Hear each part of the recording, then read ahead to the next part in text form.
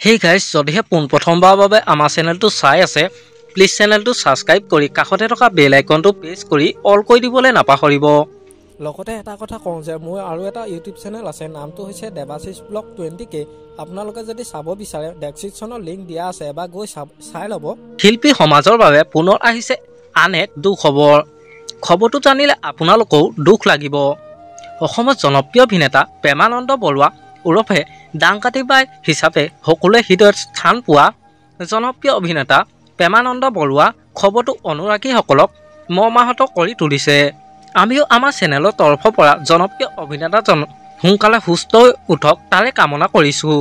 অসমৰ জনপ্ৰিয় অভিনেতা প্ৰেমানন্দ বৰুৱা ভয়ংকৰ পথ দুৰ্ঘটনাত পতিত হয় আৰু জনপ্ৰিয় অভিনেতাজন চিকিৎসালয়ত চিকিৎসাধীন হৈ আছে বুলি জানিব পোৱা গৈছে আৰু বৰ্তমান তেওঁ অলপ সুস্থ হৈছে।